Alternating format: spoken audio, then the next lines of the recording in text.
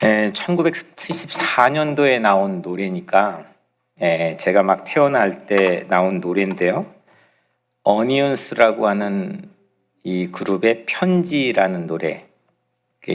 여러분들 세대들은 많이 아실 것 같은데 처음에 어떻게 하죠? 말없이 그다음 뭐죠? 두던 전 잘 모르겠어요.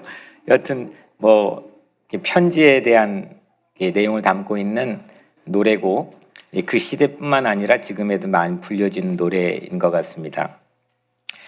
제가 어릴 적에 그 연애 편지 대필 전문가였습니다. 이제 고아원에 사는데 이제 형들이 초등학교밖에 안 됐는데 연애를 어떻게 한다고 꼭 저에게 부탁을 했습니다. 제가 그래도 좀 글씨체가 좀 정서체로 좀 정성을 들여 쓰는 글씨체로 좀 바뀌어지게 되는 계기가 아마 그 연애 편지를 쓰다가 지금의 글씨체가 되지 않았을까라고 추정을 해보는데요. 그때 생각해 보면은 제 편지가 아닌데도 불구하고 이 편지지를 앞에 놓고 이 느낌을 생각해 봤거든요. 되게 경건해졌던 것 같습니다. 우선은 편지 쓰기 전에 손에 땀이 날까봐 이 손도 씻고 그리고 마음도 다다듬고 제가 자주 사용했던 그런 언어들도 생각이 나는데 상당히 정제된 단어들이었던 것 같고 뭔가를 카피했겠죠. 그때 어디에서 좋은 단어들. 이제 그렇게 이 연애 편지를 대필해 줬던 기억이 있는데 여러분들 각자도 아마도 이제 편지에 대한 기억들이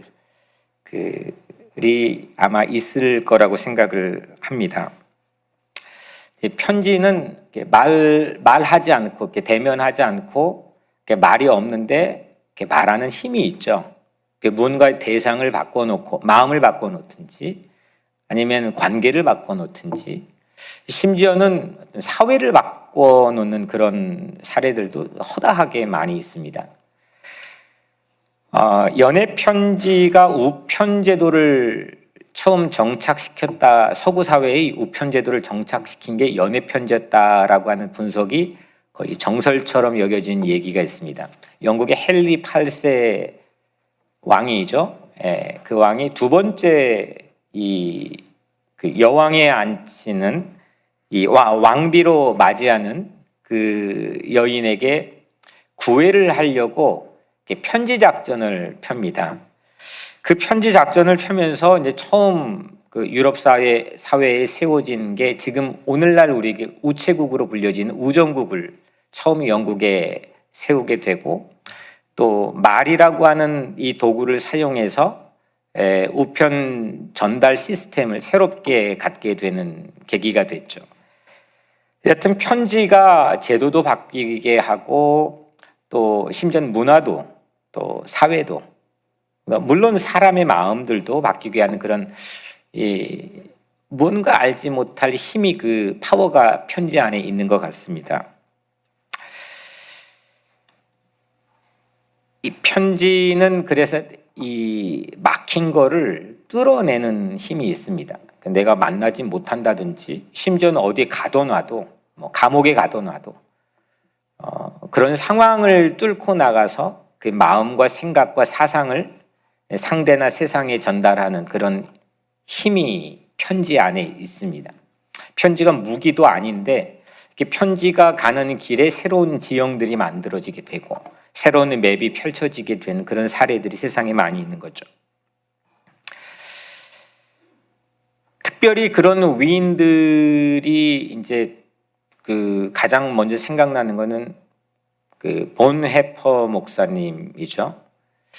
2년 좀 넘게 그 교수형 당하기 직전에 이제 감옥 생활을 했죠. 그 목사님께서 여기 뉴욕 유니온 신학교에서 있다가 조국에 대한 상황이 풍전등화에 불이한 상황이 위기에 노출되어 있는 상황에 이 젊은 목사님이 고국에 들어가서 결국 잡히게 되고 감옥에 들어가게 되는데 그 감옥에서 썼던 이 젊은 목사의 편지 옥중서신이죠.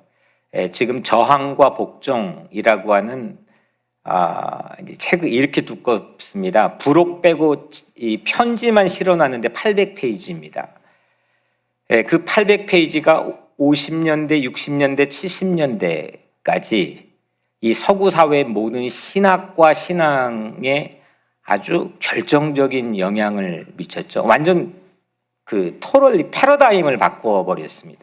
그 편지 묶음집이. 그러니까 감옥에 가둬놔도 그 편지를 바깥에 소통하고 대화하는 힘이 편지를 통해서 있었다는 거죠. 뭐 넬슨 만델라, 간디, 뭐 내일 마틴 루터 킹 기념일이기도 하지만 뭐 마틴 루터 킹의 이 옥중서신 서간집도 있고요.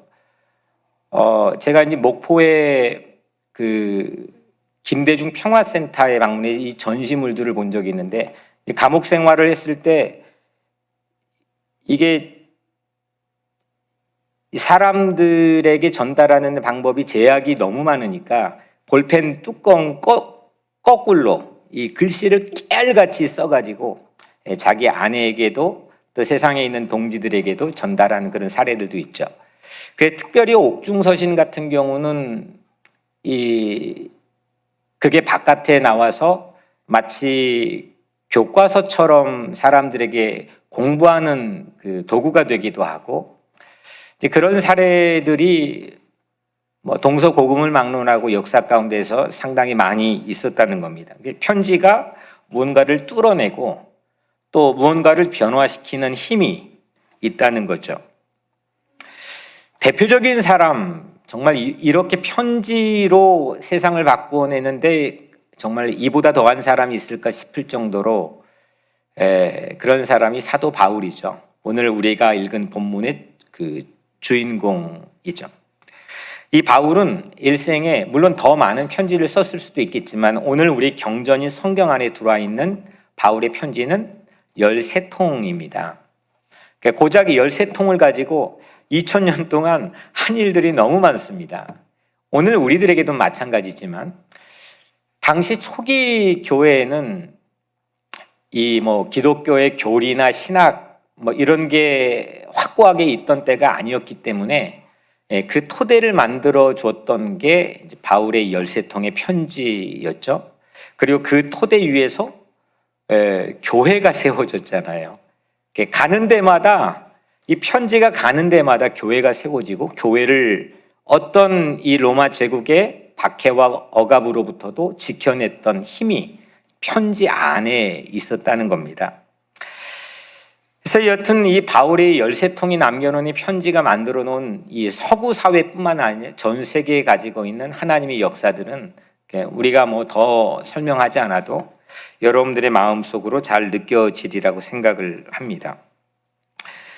이 코로나는 이 세계를 비대면이라고 하는 뭐랄까 이 감옥 같은 경험해보지 않는 그런 밀폐된 그 새로운 언택트 스페이스 공간에 우리를 몰아넣었습니다. 하나님께서는 뉴욕 우리 교회 올 한 해 비전을 주셨는데 러브레터라고 하는 편지의 비전을 주셨습니다. 이게 상당히 아날로그 방법이고 오늘같이 초고속 인터넷이 대세여서 우리 어른들은 지금 줌 미팅도 어떻게 따라가나 싶을 정도로 참 어렵고 이게 참 그런 시대인데 거꾸로 오히려 세상은 또 교회는 자꾸 그런 전문가들을 고용해서 인터넷 장비들을 만들고 또 거기에 대한 전문 인력들을 배치하는 데 힘을 쓰는데 뭐 어떻게 하나님께서 우리를 펼쳐나가실지는 알지는 못하겠지만 여하튼 이 상당히 아날로그적인 방법인 편지라고 하는 비전을 주셨습니다. 말씀드렸던 것처럼 이 편지가 무언가를 뚫고 나가는 힘이 지난 역사 가운데 있었던 것처럼 우리 교회 안에도 또 오늘 여러분들 각자의 삶 안에도 올 한 해 동안은 그런 역사를 기대하게 되기를 주님의 이름으로 축복합니다. 여명월 공간이 이 직전의 모습을 우리가 좀 잊으면 안 될 것 같아요. 뭐 그 안에 가서 목격하신 분들도 계시겠지만 창문에 뭐 막 귀신 나오는 집처럼 막 이렇게 깨지고 뭐 흩날리고 비만 오면은 바닥이 그냥 흥건해서 우리 아이들이 넘어진 아이들도 많고, 네, 그랬던 공간에 하나님께서는 팬데믹의 공간에 비전을, 여명이라는 비전을 주셨습니다. 칠흑 같은 어둠에 첫 번째 빛이 떠오르는 비전을 주셨고, 우리 신앙 공동체 여러분들이 한 마음으로 기도하면서 전혀 다른 공간이 형성된 것처럼 올 한 해 이 편지라고 하는 비전이 그런 여러분들의 삶의 새로운 지형을, 또 새로운 삶의 경로를 그렇게 열 수 있는, 뚫어낼 수 있는 그런 막강한 힘이 이 편지 비전 안에 있을 줄로 믿습니다. 이 편지가 왜 이렇게 뚫어내는 힘이 있느냐? 그게 뭐 연애 편지건 아니면 역사에 대한 서술이건 뭐든 간에 편지는 우선 기본적으로 진정성과 사랑이 있기 때문이라고 생각합니다. 그러니까 그렇게 표현해도 될지는 모르겠지만 편지는 사랑의 성육신 같아요. 그러니까 주님께서는 말씀을 통해 이 땅에 오셔서 성육신, 보이는 사람이 되었다는 게 인카네이션, 성육신이잖아요. 근데 멀리 떨어져 있는데 내가 거기에 있는 것처럼 성육신화시킨, 사랑으로 성육신화시킨, 그래서 나는 여기 있지만 다방면에 나를 뿌려놓을 수 있는 새로운 나로, 새로운 진정성 있는 나로, 사랑의 나로 나를 세울 수 있는 그런 힘이 편지 안에 있기 때문에 아마 이런 역사적 흔적들이 우리에게 발견되리라고 생각을 합니다. 바울은 정말 편지의 귀재입니다.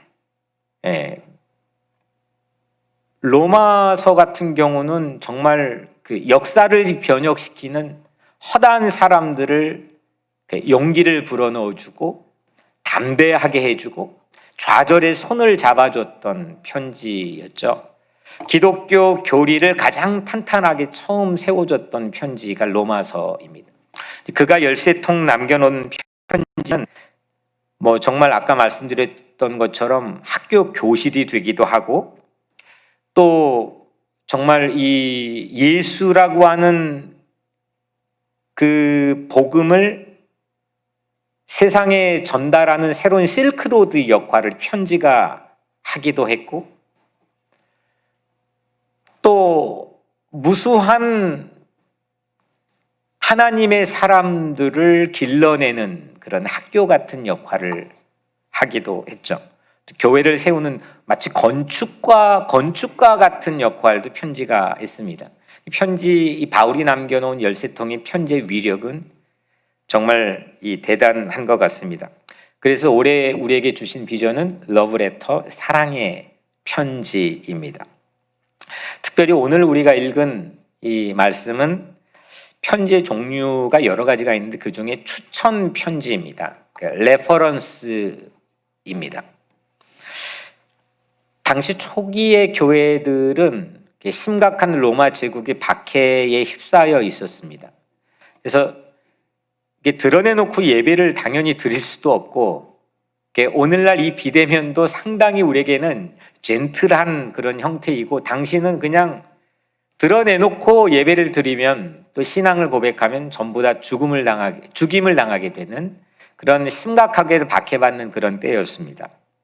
그래서 신자들이 이동을 할 때는 편지 한 통씩을 꼭 가지고 다녔대요. 그러니까 자기 신원을 보증은, 나는 크리스찬이야, 이거를 나타낼 수 있는 편지 같은 거를 지참하고 다녔다는 거예요. 고린도 교회 안에는 그런데 이 거짓 교사들이 있었어요. 바울을 적대시했던 거짓 교사들이 있었는데, 이 거짓 교사들이 이 추천 편지를 악용했나 봅니다. 특별히 이 추천 편지가 없었던 바울의 가장 늘 말하지만 이게 자의적으로도 그랬지만은 타의적으로도 자기가 사도인가라고 하는 의구심을 주변 사람들에게 제공했기 때문에 이 추천 편지가 없었습니다. 그래서 이 사람 신뢰할 만한 사람이 아니고 불신하는 거죠. 그래서 모함을 하기도 하고 공격을 하기도 했습니다. 이런 배경에서 오늘 이 말씀이 쓰여진 겁니다. 이때 바울이 자기 입장을 밝히죠. 오늘 우리가 읽지는 않았지만 1절에 보면 우리가 다시 자천하기를 시작하겠느냐? 우리가 어찌 어떤 사람처럼 추천서를 너에게 붙이거나 혹은 너에게 받거나 할 필요가 있겠느냐? 그럴 필요 없다는 걸 지금 단호하게 자기 입장을 밝히는 거죠. 바울에게는 그런 추천 편지가 나에게는 필요가 없다는 겁니다. 왜냐? 이유는 2절에 나와 있죠. 너희는 우리의 편지이기 때문이라는 거예요. 너희는 우리의 편지라 우리 마음에 썼고 무사람이 알고 읽는 바라. 이게 진짜죠. 정말 멋있는 거죠. 멋진 어떤 자기의 거룩한 신성한 자존감을 보존하고 있는 모습인 거죠. 나를 설명해 주는 게 교회라는 겁니다. 나를 설명해 주는 모든 자료 중에 이 교회보다 더한 자료가 없다는 거죠. 이게 내 편지라는 겁니다. 내가 복음을 전해준 그 사람이 어떤 사람이 거듭나고 또 행복해지고 변화된 삶을 보면 그래도 내가 헛살았지는 않았구나. 내 진정한 전도자로 살았구나. 이런 삶에 대한 그 자기의 새로운 확립이 서지 않겠습니까?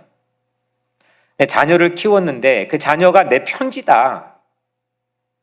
저 마음속에 내 뜻이 쓰여져 있다. 내가 쟤를 어디로 보내면 그게 곧 내가 가는 거다.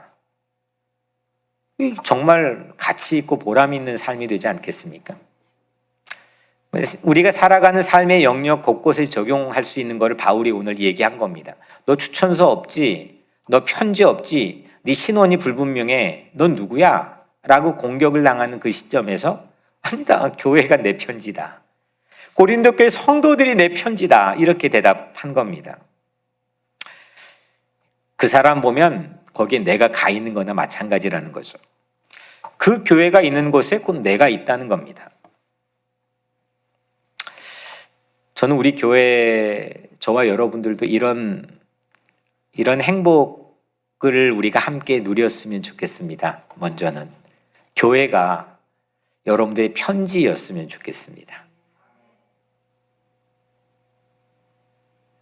그러니까 교회가 여러분들의 마음을 읽어주는 것도 중요하지만 여러분들이 교회의 마음을 읽어주는 것, 이것 또한 중요하겠죠. 오늘 바울하고 고린도 교회는 그런 관계가 정립이 된 거죠. 교회가 내 편지라는 겁니다. 그러기 위해서 여러분들은 우리가 진지하게 이 뉴욕 우리 교회가 여러분들의 편지가 되고 이 교회에 속한 성도들이 여러분들의 편지가 될 수 있기 위해서 물론 이 교회가 내 마음을 읽어주는 것도 중요하지만 우리는 그리스도의 몸인 이 교회를 어떻게 리딩해 주는 건가? 이게 상당히 우리에게는 중요한 올 한 해의 과제가 되리라고 생각을 합니다.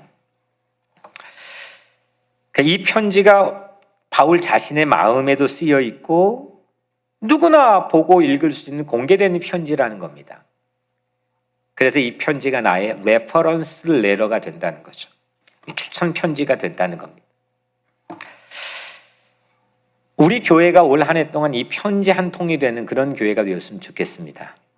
그래서 이 교회로 올 한 해 동안 기도의 편지, 실제로 쓰는 편지, 우리의 삶으로 나가서 전달한 그런 편지들, 다양한 러브레터가 올 한 해 동안 하나님께서 저는 세워주시리라고 기대하는데 뉴욕 우리 교회가 그런 러브레터의 허브 역할, 이 편지 물류의 거점을 감당하는 그런 역할을 뉴욕 우리 교회 공동체가 하는 기대를 저는 가져봅니다.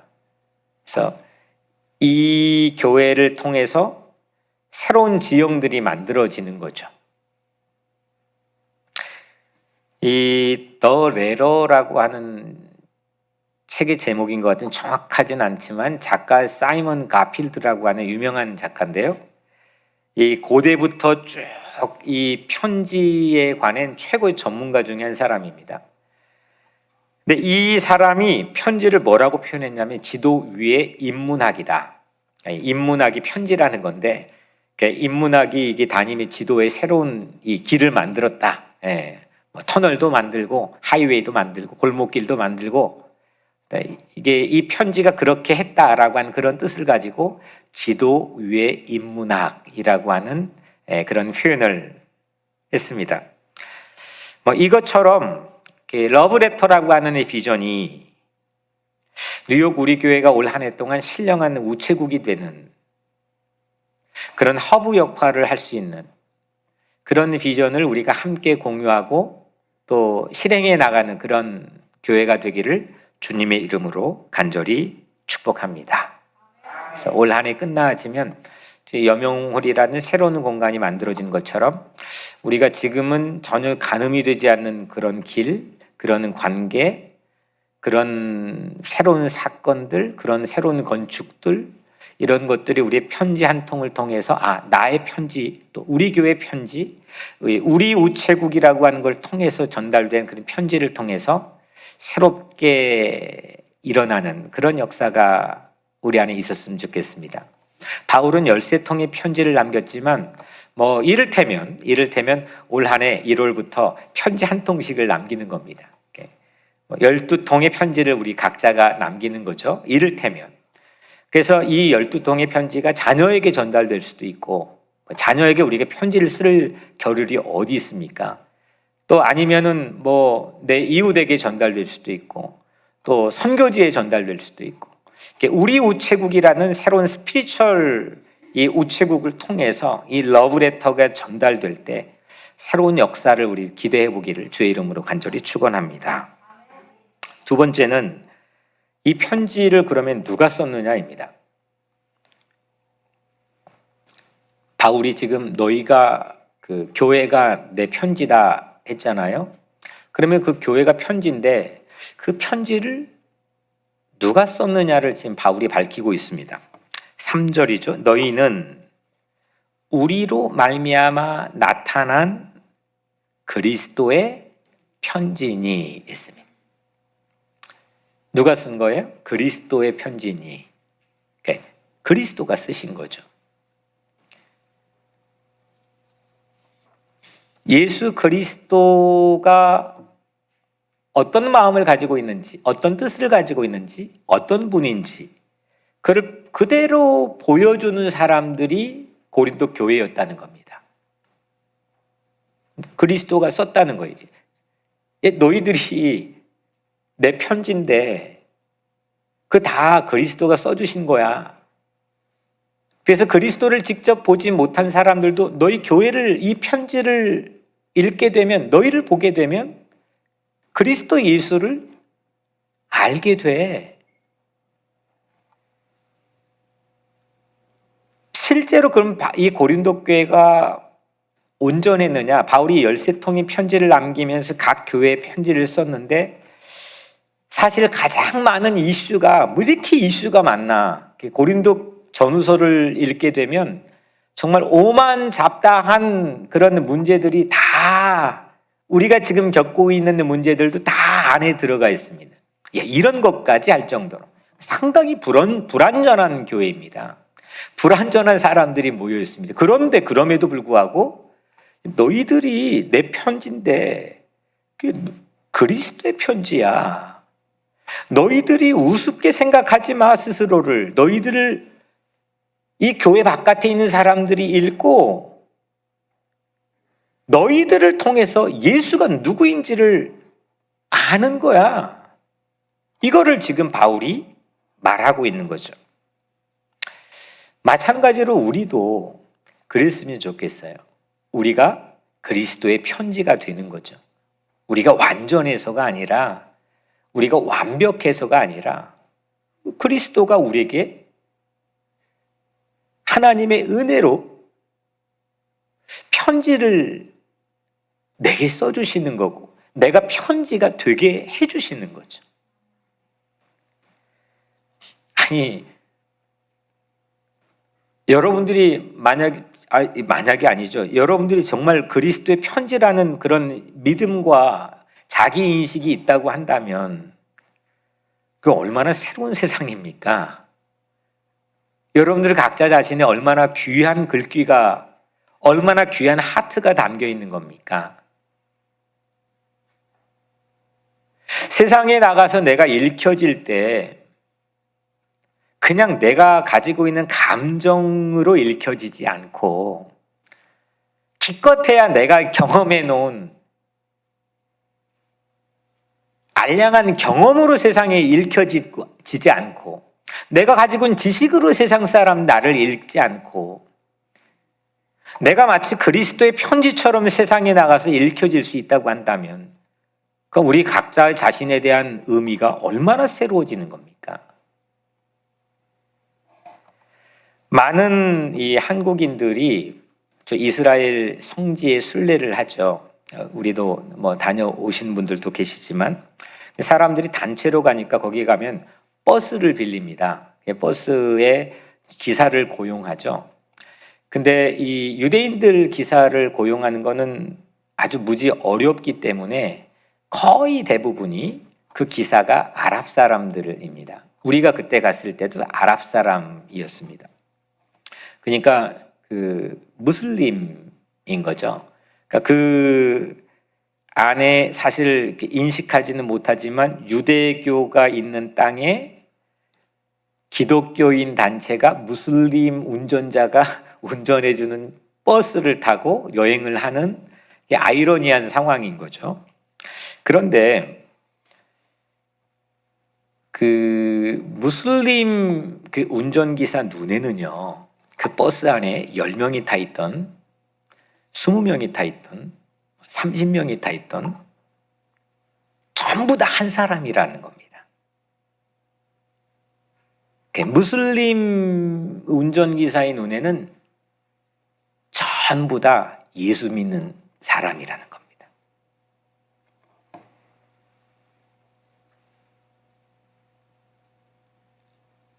그러니까 아마 그런 얘기로 제가 이제 전해 들었겠죠. 그 다양한 예수 믿는 사람들이 거기에 다 있지만 그 한 사람의 눈으로는 전부 예수 믿는 사람으로 인식되고 보여지는 건데 실제로 그렇게 예수 믿는 사람처럼 그 운전기사에게 보여주지 못할 때의 그 안타까움을 저에게 전달해 주었겠죠. 예수 믿는 사람인데 왜 그렇지? 그런 속상함을 그 안에 담아 놓은 거겠죠. 우리 각자의 삶에서도 마찬가지인 것 같습니다. 여러분들 세상에 나가서 살면은 누구 엄마, 누구 아빠, 또 뭐 여러 가지 다양한 그 아이덴티티로 여러분들이 보여지겠죠. 코리안 뭐 여러 가지로 보여지겠지만 어떤 직장에 다니는 사람. 하지만 우리에게 잊지 말아야 될 자기 인식 하나는 예수 믿는 사람으로 세상에 나가면 보여진다는 겁니다. 이걸 잊어버리면 안 된다는 거죠. 그러니까 교회 다니는 사람 정도가 아니라 예수 믿는 사람, 예수를 좋아하고 사랑하는 사람, 전부 다 그 아랍 운전기사의 한 사람의 눈으로 30명이 전부 그렇게 보여지는 것처럼 우리들도 그렇게 보여질 수가 있다는 거죠. 특히나 오늘날 같이 뭐 서구 사회나 우리 조국인 대한민국이나 크리스찬들이 많이 있는 국가에서 정말 이 교회에 다니고 예수를 믿는 사람들이 세상에 비춰주는 그런 모습들이 상당히 위기를 맞고 있는 시대에 이런 어떤 새로운 물음과 인식은 우리에게 큰 도전을 준다고 생각을 합니다. 세상 사람들이 나를 어떻게 바라볼까? 보통은 우리가 내가 한 일에 대한 성취를 가지고 사람들을 어떻게 볼까? 인정해 줄까? 아니면 무시할까?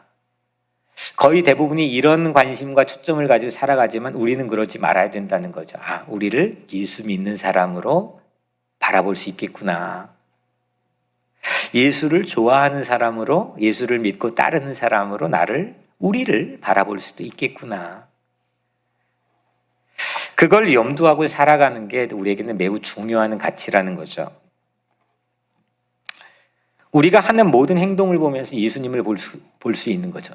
예수님을 아는 방법이 우리일 수 있는 거죠. 예수님을 알 수 있는, 또 예수님을 컨택할 수 있는 포인트, 이 레터, 편지가 내가 될 수가 있다는 게 그리스도의 편지라는 겁니다. 복음을 전하기 가장 어려운 곳이 보통 흔히들 가정, 또 아니면 직장 동료가 있는 직장이라고 합니다. 왜냐하면 우리 자신이 그보다 더 분명하게 드러난 곳이 별로 없거든요. 그거 다 알잖아요, 나를. 그러니까 이 복음을 우리가 전달하기가 쉽지 않습니다. 예수 믿는 사람으로 다 알고 있는데 이게 만만치 않죠. 삶을 정말 정확히 똑바로 살지 않으면 우리가 그리스도 예수를 보여주고 알게 하기가 참 어려운 거죠. 내가 가진 직장에서, 또 우리 가진 가정에서. 반대로 하지만 이야기해 보면 가정과 직장이 가장 강력한 전도의 장이 될 수 있는 거죠. 결국 우리 삶이 그리스도의 편지라고 하는 것은 내가 성경이 될 수 있다는 겁니다. 성경, 하나님의 말씀이 기록된 것은 물론 여기 있는 성경책도 있지만 그 시편 19편 1절에 보면 하늘이, 궁창이 하나님의 말씀이 기록해 놓은 곳으로 쓰여 있기도 하죠. 그러니까 자연이, 하늘이 이 온 우주를 바라보고도 하나님을 우리가 인식하는 데 물음이 없다고 한다면 참 그것도 아이러니하다는 겁니다. 이 보면은 하나님 없이 설명이 안 되는 그 자연 천지 만물들이 너무 많이 있다는 거죠. 또 우리의 양심도 하나님 말씀이 기록해 놓은 사람의 양심이라는 것도 그것도 또 하나의 성경이라 로마서 2장에 기록하고 있죠.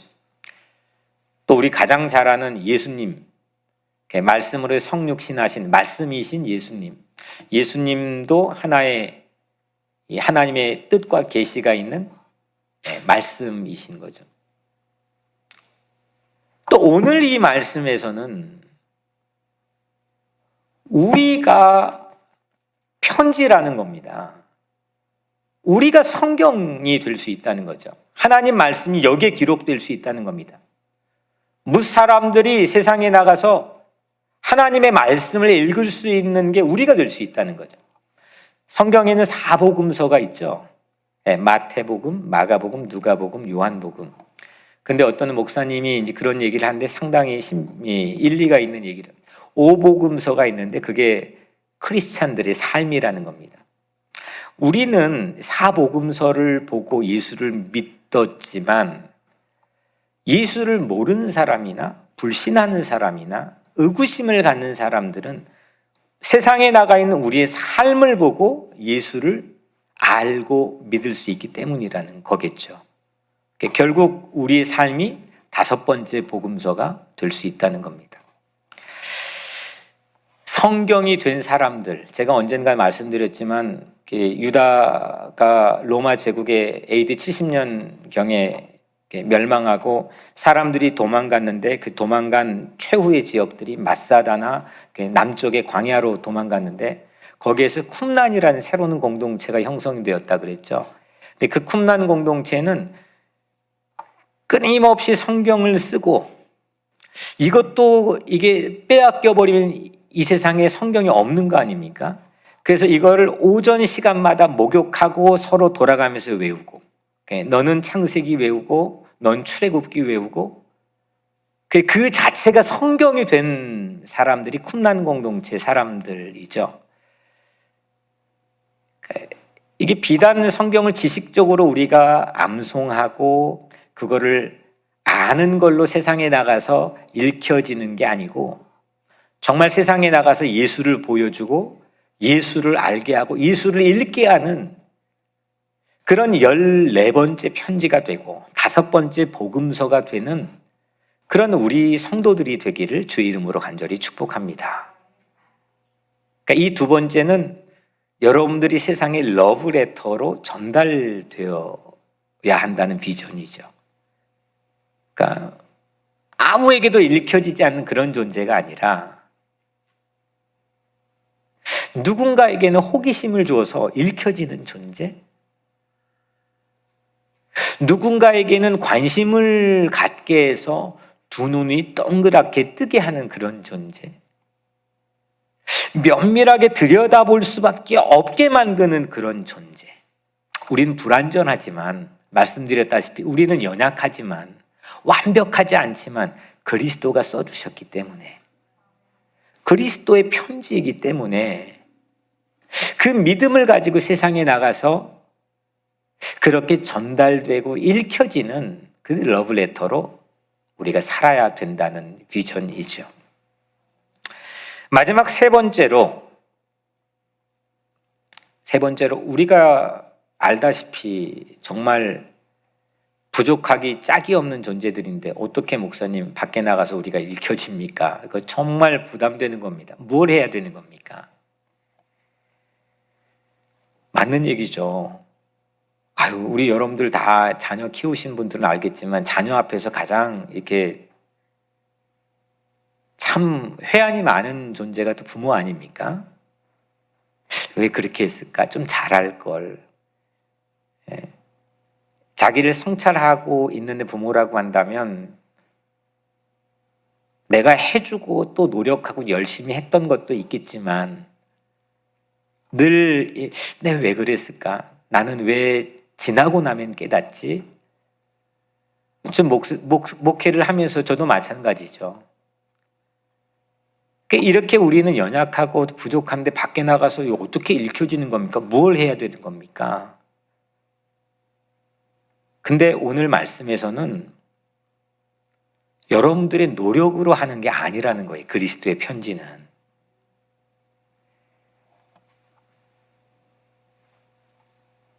만약에 우리가 그리스도의 편지로 그렇게 사람들에게 가서 읽혀지도록 여러분들이 노력해야 된다고 한다면 그건 여러분들을 올가매는 무서운 율법이 되는 겁니다. 우리가 어떻게 그리스도의 편지로 읽혀지느냐? 오늘 3절 그 중간 부분에 보면 이는 먹으로 쓴 것이 아니요 오직 살아계신 하나님의 영으로 쓴 것이라. 아멘? 이거죠. 이게 기독교 안에 있는 은혜의 신비죠. 먹이라고 하는 거는 영어 성경에 이제 잉크잖아요. 내가 펜대 잡고 내가 쓴다는 겁니다. 내가 저 사람의 마음을 움직여야지. 내가 저 사람에게 이 귀한 희망을 전달해야지. 내가 세상 사람들에게 나가서 정말 예수 그리스도의 삶으로 보여지고 읽혀지고 알게 해야지. 내 펜대 잡고 그렇게 노력해서 쓰여지는 게 그리스도의 편지가 아니라는 겁니다. 그리스도의 편지의 본질은 우리가 이 펜대 잡고 잉크로 쓰는 편지가 아니고 이상하게 신비로운 건데 오직 살아계신 하나님의 영이 내 안에 오셔서 하나님의 영이 써준 편지가 그리스도의 편지라는 거죠. 이게 세상의 이성으로는 합리적으로 이해가 잘 되지 않는 겁니다. 그래서 미스테리인 거죠. 그래서 과학이 아니고 믿음이라는 거죠. 먹은 내가 하는 것이지만 하나님의 영으로 쓰는 것은 주님이 써주시는 거잖아요. 주님이 해주시는 일, 주님만이 할 수 있는 일, 주님이 내게 다가오셔서 해주셨던 일, 이거를 우리가 먼저 아는 것을 성경에서 그레이스, 은혜라고 부르죠. 은혜를 받아야 되는 거죠. 러브레터를 먼저 받아야 되는 거죠. 그래야 밖에 나가서 우리가 러브레터를 전달하는 온전한 삶을 살 수 있다는 겁니다. 세상에 나가 러브레터를 읽혀지는 도전도 너무너무 값지고 중요한 도전이지만 우리 신앙 안에서 더 중요한 급선무는 하나님의 영으로 써주신 러브레터를 내가 받는 겁니다. 그 사랑의 편지를 내가 받는 감격을 내가 누리는 겁니다. 그래야 세상에 바라보는 왜곡된 시선, 내 행동은 근사하고 괜찮은 것 같은데 왠지 내 마음이 불편합니다. 왠지 내 주변에 있는 사람들이 함께 행복을 누리게 하는 힘이 연약합니다. 내 러브레터를 받는 경험을, 하나님이 써주신 이 사랑의 편지를 내가 받는 경험을 우리가 해야 되는 거죠. 센바를 하면서 하나님의 말씀을 읽는데, 제가 처음에 주저주저 하시는 분들이 질문을 해오시면 그냥 따라오세요. 그냥 그 산의 산등성이의 어떤 그 지평선을 그린다 생각, 윤곽 보면 되니까 그냥 따라오세요 라고 했던 내 속내는 그거를 지식적으로 알고 파헤치고, 그래서 성경이 나에게 대화를 걸어주는 책이 아니거든요. 젖어드는 거예요. 하나님이 나에게 편지를 써주시는구나. 하나님이 나에게 말을 거시는구나. 내가 그런 인생이구나. 그러니까 이 성경도 아까 말씀했다시피 다양하게 하나님께서는 하나님의 뜻과 말씀을 이 세상에 기록하시는 다양한 방법들이 있지만, 이 양심에도 있고 자연에도, 하늘에도 있고 또 예수님에게도 있고 여러 가지가 있지만, 그 중에 이 성경은 나에게 주신 중요한 러브레터가 되는 거죠.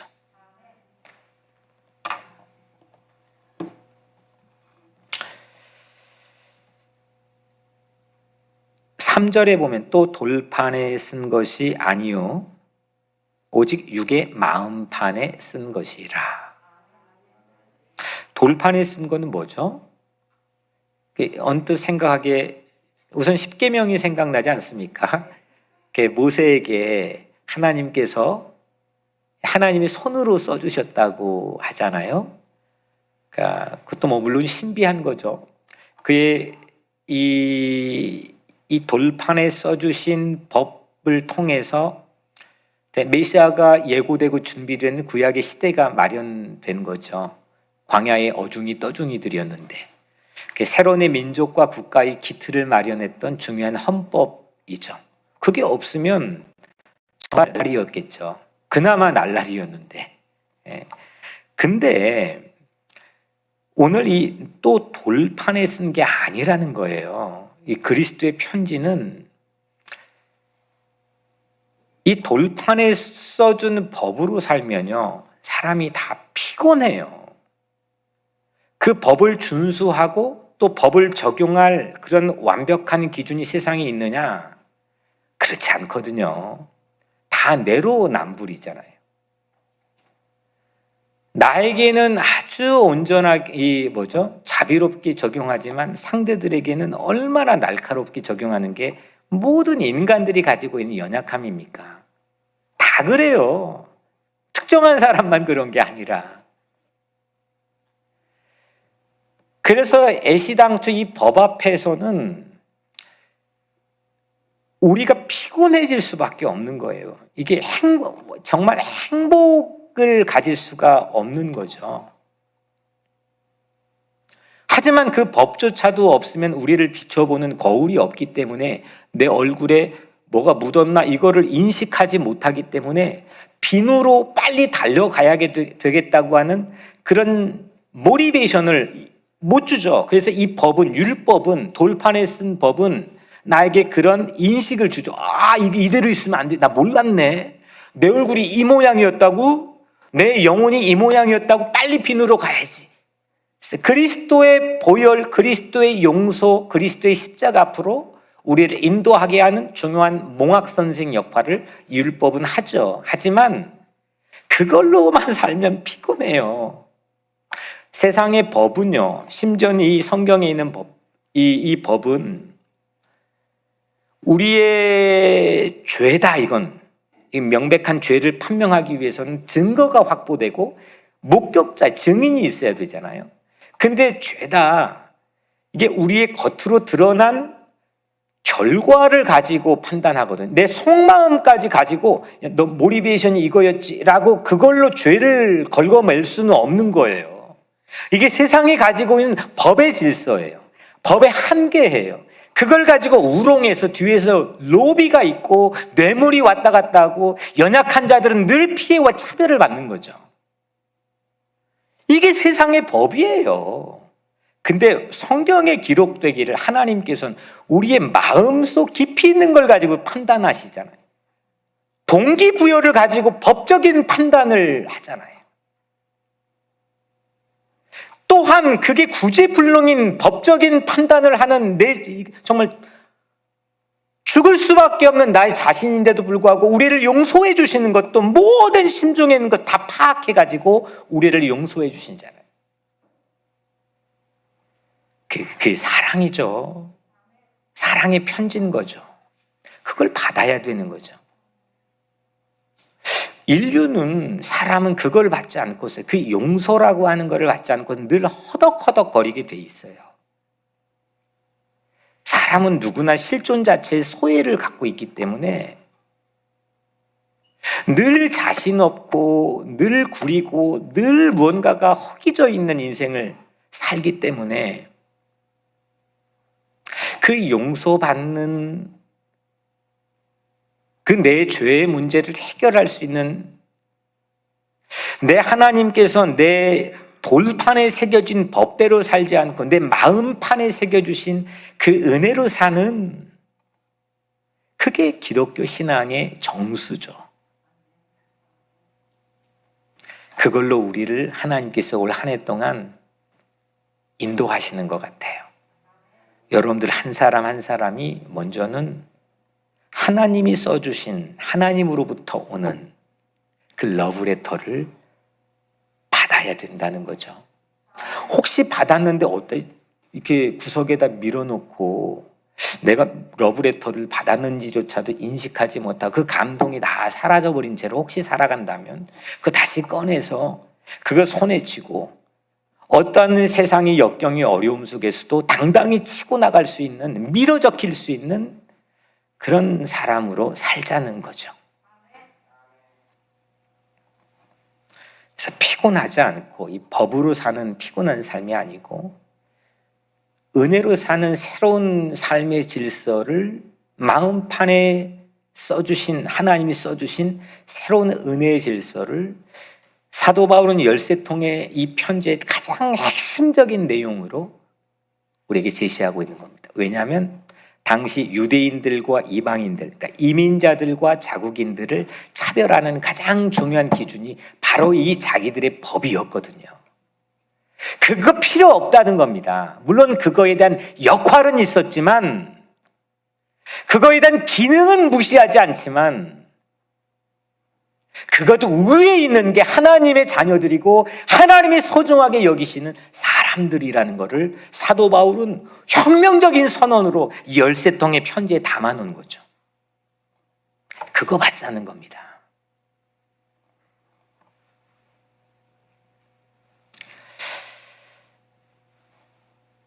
그래서 그렇게 되면 우리가 자연스럽게 오늘 이 말씀의 이 질서처럼, 그러면 여러분들이 교회가 러브레터가 되는 거죠. 세상에 나가서 읽혀지게 되는 거죠. 무슬림이건 누구든, 자녀건 내 이웃이건 친구건, 그 자연스럽게 내가 꼭 노력해서 결심하고 각오해서 작심삼일로 끝나버린 그런 게 아니라 그냥 세상에 누군가에게 읽혀지는 거죠. 저는 정말 불완전한 목사예요. 얼마나 늘 설교를 하고도 어떤 날은요, 빨리 집에 가고 싶어요. 예. 쥐구멍이라도 이렇게 내가 설교를 잘 준비를 못했나? 예. 그렇게 생각될 때가 있고, 내가 그렇게 살아야 되는데, 제 체질상 정말 믿는 거 아니면 안 써지더라고요. 그리고 이게 제 체질상 이게 두리뭉실한 얘기가 잘 안 써져요. 예. 그러니까 힘든가 봐요. 그냥 이 정도 20년 했으면 그냥 세워놓으면 나와야 되는데, 그러니까 이렇게 어떤 날은 빨리 그냥 어디 숨고 싶은 때가 있어요. 그런데 간혹 이렇게 불완전한 이 목회자인데 하나님께서 제 삶을 통해서 예수를 알게 하고 또 예수의 근처로 접근하게 하고 그 삶을 면밀히 들여다보게 하는 그런 편지 같은 은혜를 느낄 때가 있거든요. 그리고 정말 그렇게 내가 오늘은 진짜 왜 이렇게 준비 못했지?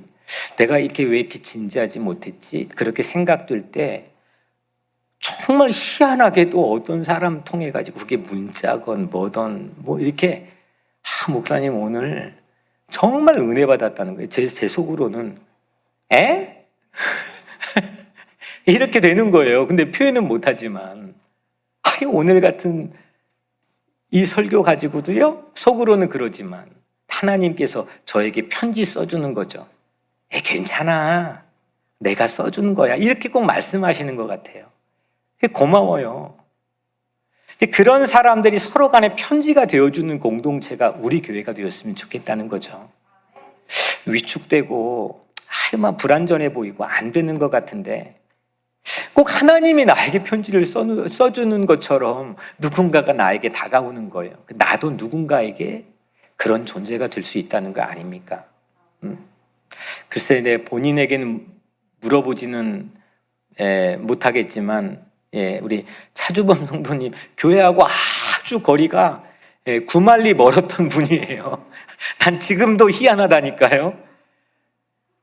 근데 이민자보호교회 하고 있는 저하고 컨택하면서 이 불완전한 목사를 보고 온 거예요.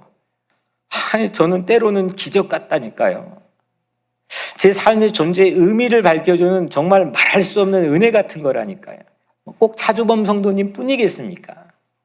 여러분들이 가족이나 여러분들 주변의 이웃들에게도 우리가 그렇게 읽혀질 수 있는 존재가 된다면 올 한 해 웬만한 어려움에도 뚫고 나갈 수 있는 그런 막강한 새로운 편지의 힘이 우리 안에도 있을 수 있지 않겠습니까? 비대면이라는 새로운 감옥과 같은 그런 언컨택트 존을 세상은 나에게 줬지만 마치 이 시대의 새로운 옥중서신을 쓰는 것처럼 마음 다잡고 그리스도의 편지가 되어 세상에 읽혀지는 존재가 되는 꿈을 우리가 실현할 수 있지 않겠습니까? 이를 위해서는 가장 중요한 러브레터를 받아야 된다는 거죠. 내 안에 아까 제가 막 설교 죽 썼는데 누군가가 나에게 그렇게 그리스도의 편지로 위로해 주시는 거죠. 그거 내가 받은 거거든요. 그것처럼 여러분들도 러브레터를 받아야 된다는 거죠. 받지 않고서는요, 전부 고여있게 되고 전부 썩게 되죠. 누군가에게 기능을 상실하게 돼요. 그렇게 될 때 첫 번째 말했던 것처럼 교회가 내 편지가 되는 거예요. 뉴욕 우리 교회가 신령한 우체국이 되는 거예요. 러브레터의 허브 역할을 하는 거죠. 뉴욕에 있는 모든 교회들 다 잘 되고 회복돼야 되지만 중요한 거점 역할을 뉴욕 우리 교회가 감당해내는 거죠. 전부 다 절망 얘기하고 안 된다 얘기하지만 끊임없이 희망을 세상에 토해내는 그런 러브레터를 발송하는 허브 역할을 우리 교회가 하자는 거죠. 사랑하는 여러분, 2021년 이제 시작된 지도 17일이 지났어요. 뉴욕 우리 교회는 이 러브레터의 새로운 허브 역할을 감당하는 일명 우리 우체국, 그런 역할들을 우리 같이 한번 세웠으면 좋겠습니다. 작년에 여명을 하나님이 세우게 하셨다면 올해는 우리 우체국 세우는 거죠.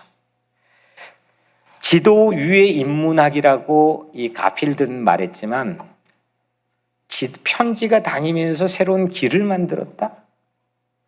열쇠통이 다니면서 새로운 실크로드를 만들었다. 그렇지만 우리들은 올 한 해 동안 러브레터가 이 교회를 통해서 통과하면서 움직여지는 새로운 지도를 그려나가는 그런 한 해가 되었으면 좋겠습니다. 막혔던 것도 막강한 러브레터의 힘으로 뚫어낼 수 있다고 하는 확신과 믿음을 가지고 여러분들이 그리스도의 편지일 때, 여러분들이 그리스도의 편지를 받고 세상에 나갈 때 이 모든 놀라운 이 비전은 우리 현실이 되어서 우리 연약한 자들에게 또 이 세상에 그리스도를 알지 못하는 우리 이웃들에게 그리스도의 복음을 전하게 되는 그런 새로운 지도를 창출하는 그런 뉴욕 우리 교회가 되기를 주님의 이름으로 간절히 축원합니다. 기도할게요. 은혜로우신 하나님 감사합니다. 참 우리가 어떻게 그리스도의 편지가 됩니까? 나 하나 건사하기도 쉽지 않는 세상에 내가 어떻게 이 험한 세상에 나가서 예수를 알게 하고 보여주는 삶을 삽니까?